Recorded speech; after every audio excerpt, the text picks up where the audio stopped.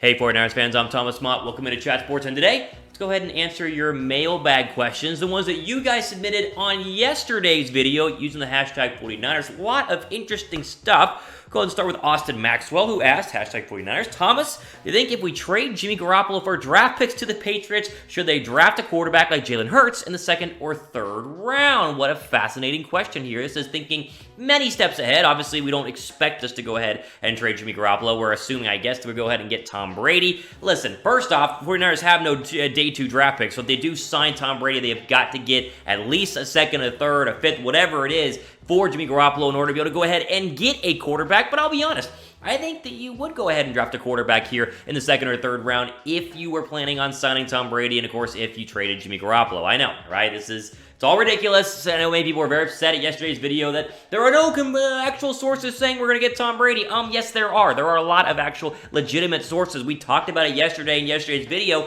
that there are reporters around the Patriots who think the 49ers are legitimately interested. Doesn't mean they're going to do it, but everyone commenting yesterday is saying, it's just stupid. It's not going to happen. There are legitimate reports. That's why we're talking about it. So first off, your day two quarterbacks who are going to be there in the second and third round. Jake Fromm's the best of them. Then there's Jalen Hurts, Anthony Gordon from Washington State, and then James Moore from FIU. After, of course, the Easons of the world, the Herberts of the world, the Fromms, the Hurts, it gets a little bit slim. So you're looking more at, like you said, a Jalen Hurts or a Jake Fromm, both of which I think could be, possible backup quarterbacks. Although at the same time, maybe CJ Beathard could be the backup guy there. Maybe Mullins would be the backup behind Tom Brady, who would learn behind Tom Brady. I don't know. Excuse me, it's all so ridiculous. It really is. Listen, first off, you got to trade Jimmy Garoppolo to get those day two picks, and then we can start talking about drafting a quarterback. Although, I'll be honest, I don't think Brady would be very happy with us signing him and then drafting his successor immediately, because in Brady's mind, he's playing for the next couple of years. We did do a potential trade in terms of what it could look like a couple of days ago. Here's what it would look like.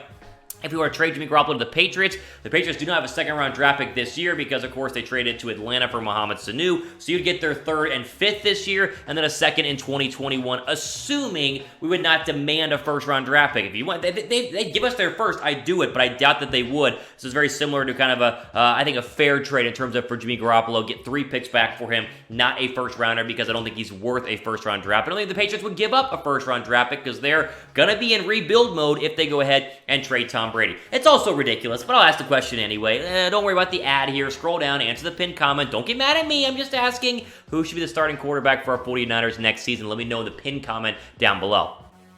All right, moving on. Number 2 here, Jason Lutz. He asked, is it a gamble to cut TARTT or let Ward walk and hope we land Delpit? What are the options if we have one or both of our safeties, if we let one or both of our safeties go and he's not there at 31? Yes, it's 100% a gamble. We talked about cutting TARTT in a cut video a couple of days ago, and the fact that, because he played 65% of the snaps last season, you could potentially save some big money for him if you were to let him go. Go ahead and throw up the money-saving list we did a couple of days ago. You cut TARTT, you're going to save he makes $2.75 million this year. You cut him, you save $4.775 million. So there is money to be saved there, but the question here is, how much of a risk is it to go ahead and cut one of them or not re-sign Jimmie Ward in order to get a safety in the draft? Well, here's the deal. Grant Delpit is the best safety in this draft. I think he'll be there at 31, but if one team, again, ahead of them loves him, he's gone, right? Then the backup is Xavier McKinney out of Alabama. That's kind of the question here. Who's after Grant Delpit? You see Ashton Davis from Cal's there.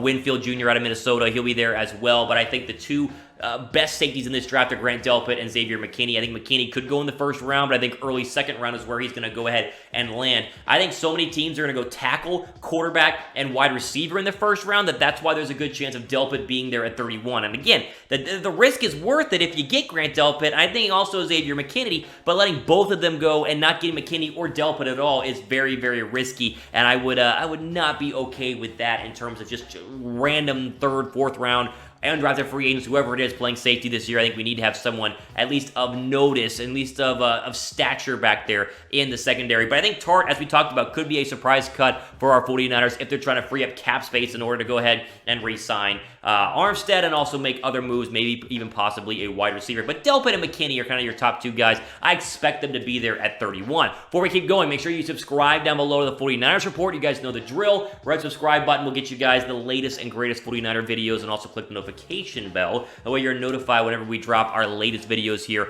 on the channel. And you guys can also just go ahead and bet on any of the future MLB and NBA or March Madness games. Trying to help you guys out here in terms of betting on March Madness. Our friends at BetDSI, chatsports.com/bet. Use our promo code 49ers. We'll go ahead and get you guys a 120% deposit bonus whenever you first sign up. So links to both of those are in our description. Moving on, Manuel Terezas, I might have pronounced that wrong, sorry, asks, hey Thomas, I have a question about the 49ers cap space. One of your videos, you said they have about $30 million in cap space, and from other sources, they were saying $20 million, and that was Quan Alexander after Quan Alexander's restructured deal. Where do we get the actual number where do we go to get the actual number of the 49ers free cap space? So the best thing to do is to Google it, which is what I did. So when I said $20 million, that was projected cap space going into free agency, right? So it's projected to be $20 million with cuts and with moves and with extensions and stuff like that. It can get as high as 30 if you do a lot of the cuts. And again, we talked about all the cuts that could happen in a video earlier this week. So after this video is done,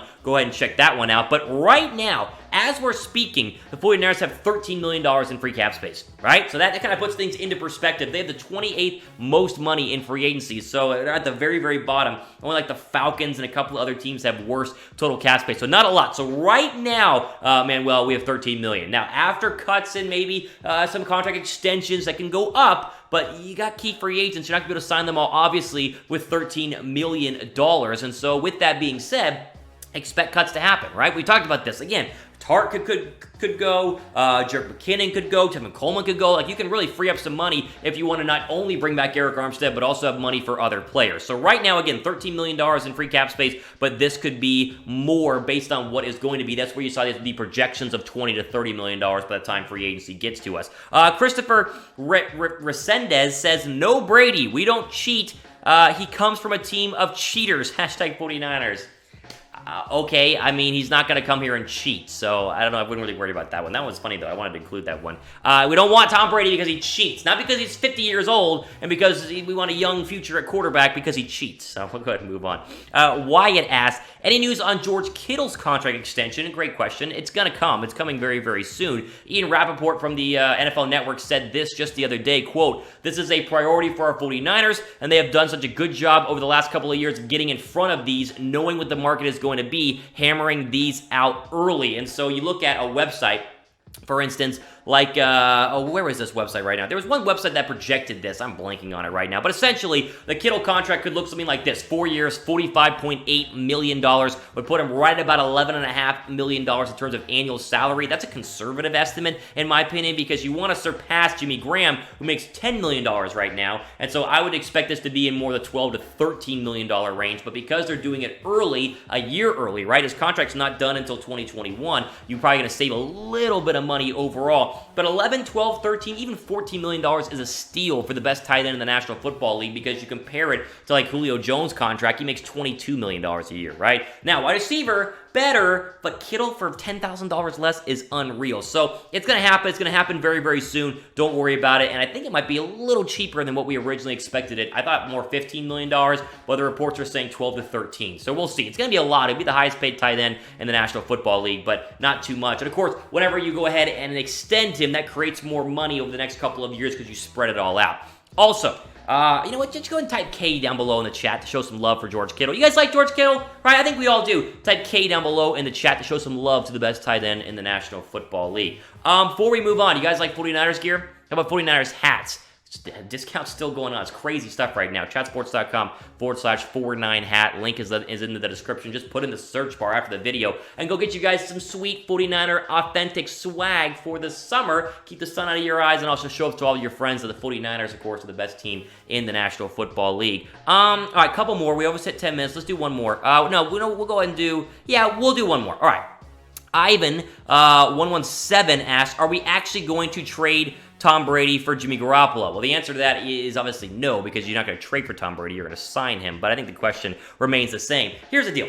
We talked about this all week. I said I didn't want to talk about it. Last week, this was rumored, and I was like, guys, this is dumb. I don't want to talk about it. This week, we have legitimate reporting. And anyone down below says this is not legitimate, there's no reporting on this, is not doing their research, because yes, there is. There is legitimate sources inside New England and San Francisco who have confirmed the Niners are at least interested. NBC has called this very, very real. They said the Patriots and Titans are number one in terms of this, but the 49ers are closing very, very fast. Now, we showed the comparisons yesterday. We'll throw up the Jimmy Garoppolo versus Tom Brady comparisons. This, again, comes down to, does Kyle Shanahan and John Lynch believe in Jimmy Garoppolo, as they've said publicly many times? Are they being truthful, or are they lying? I think they're being truthful, but I think it's just crazy if this whole thing happens. But I bring this up because, one, you guys are asking. It's a mailbag video, right? That's how it works. And two, there's legitimate reporting around it. So don't come crying to me if it actually happens saying, I can't believe it. I thought you said it wasn't. I'm saying right now, there's a chance. Right? The 49ers are interested. Do I think it's going to happen? No. But crazier things have happened in the National Football League. Just don't be surprised if it were to actually come true, although I would still put it at about 20% in terms of actually happening. What do you think of that? There you go. There's some 49er mailbag questions here on a Friday. If your question was not answered, didn't have time to get to it, probably get to it hopefully in a future mailbag video. So as always, make sure to subscribe down below. That way you're notified whenever we drop a brand new video. Hopefully you guys are looking forward to the off season, as a lot of stuff's going to happen between now and March 18th. Just buckle up and be ready for what could be one of the craziest off seasons in National Football League history.